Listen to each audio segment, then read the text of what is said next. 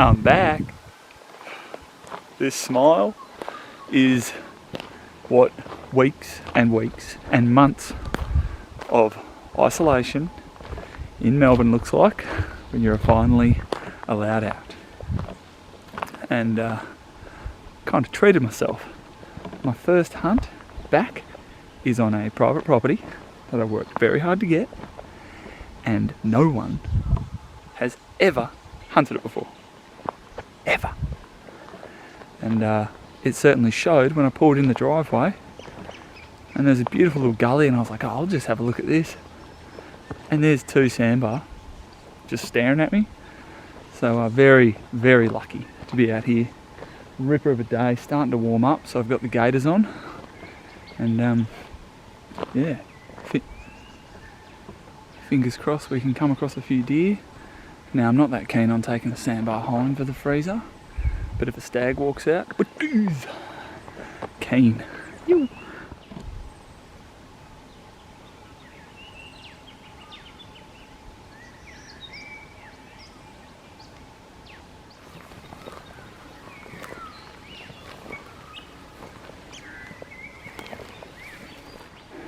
Well, I've been walking for about half an hour, and the country I'm in is just, like, I mean, look at that.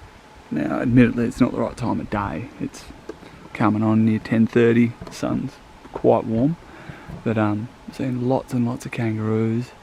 And then I found this nice cherry tree, and there's plenty of rub on it from over the years. Nothing too fresh, but I literally got here, a heap of flies flew up, and some fresh deer dung. And no later than me having a sniff of some shit, honk! And I just saw the arse of two sambar head over the hill, and a big mob of roos up on top went the other way, which is good. So yeah, keep on trucking, keep exploring. I was hoping to find a castie, still haven't found one ever, but not today. Fingers crossed though.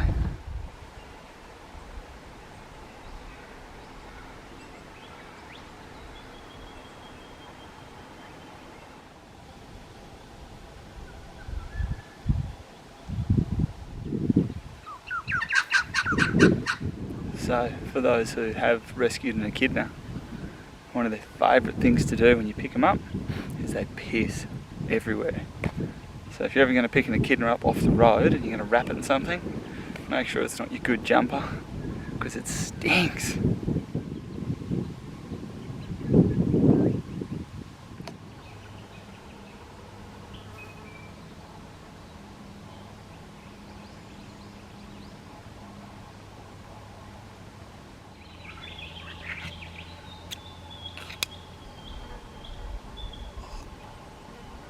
It's a known fact that by far the best bush feed you can have is cold can baked beans.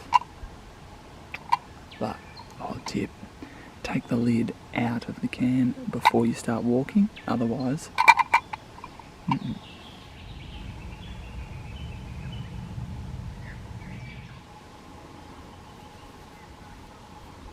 Lots of echidnas, lots of wombats, lots of kangaroos. Not many deer, not much sign, but from what I've been told by the property owner and the farm manager, it's just stacked with sambar.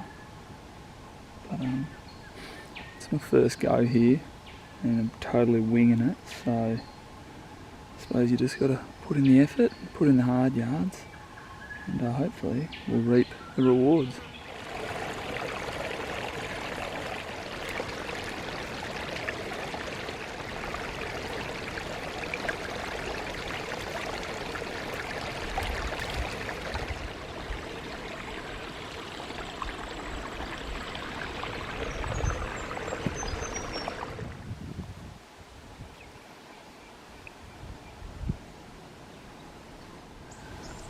On my maps, three valleys meeting down here, kind of like a wide intersection. So I decided to hunt a bit lower, and I saw some kangaroos, so I come up through the ferns, trying to hide from the roos. I didn't want them to spook anything. And I've just seen a nice sandbar bedded on the other side of the hill. I think it's a spiker. It's not what I'm after, but I'll try and get a look at it for you. It's pretty cool. Yes, deer.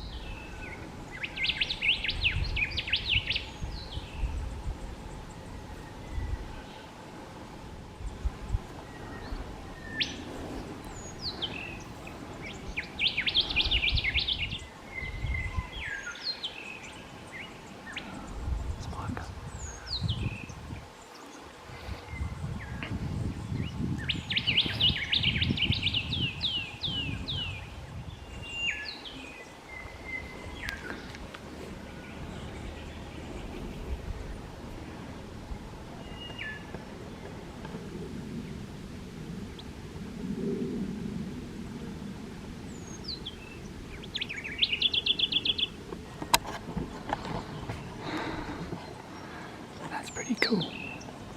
3 sambar, 1 tiny stag, 2 spikers, and they're all just sitting directly in the open. I'm in the open. I'm looking straight at them, and yeah, not phased. Sun's out. It's getting quite hot, so I might just move a real slow. Yeah, see how we go. None of those, unfortunately, are shot worthy, but give it time. I'm gonna find a big boy. Well, not the worst day, not the best day. Pretty stoked to have seen those 3 stag spikers all chilling out to get as close as I did and not to spook them. And then the 2 deer first thing this morning. That was also cool.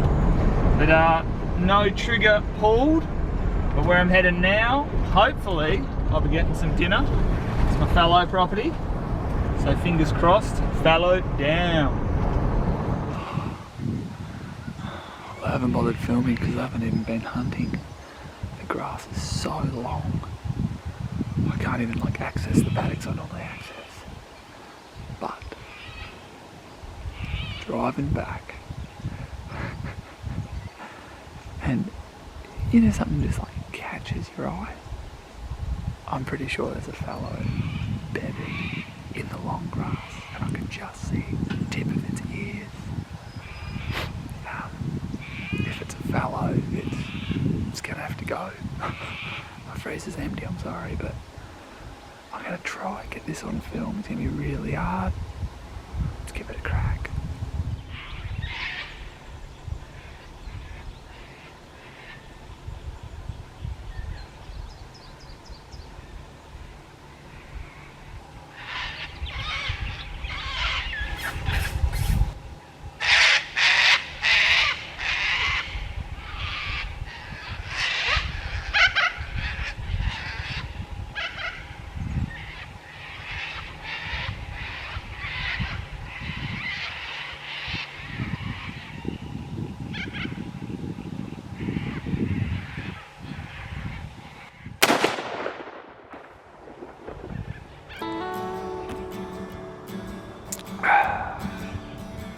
lot of time for the camera battery to die. Got the shot though, and that's all that counts. Took the whole hide off it, took all 4 quarters off, boned them out in the field, chucked them in the angle, kept the bones for old Ruby. And now I'm going to attempt to clean up the hide, cover it in salt, and get a nice little rug for my baby, which is due soon. Yo!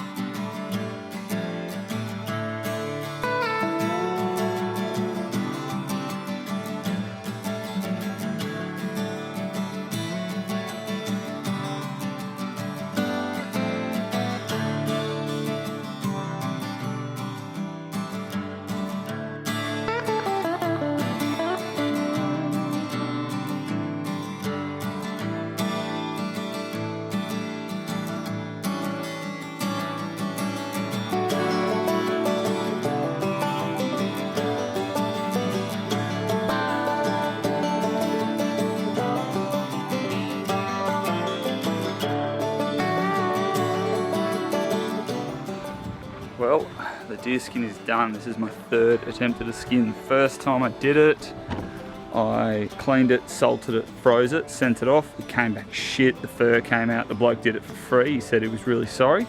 Second time I did it, I didn't freeze it. I salted it twice, but it was the middle of winter and my shed gets so much moisture in it. And the hair just fell out before I could even post it.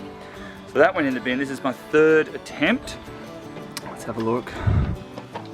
So, you close that door, that is 8 kilos of salt on it now. And you can see I've put some chicken wire under it. That's just to keep the fur just a teensy bit off the actual concrete, simply because this shed gets so much moisture in it. So, I've been told to leave that salt on and not touch it for about a week, which I thought was a long time.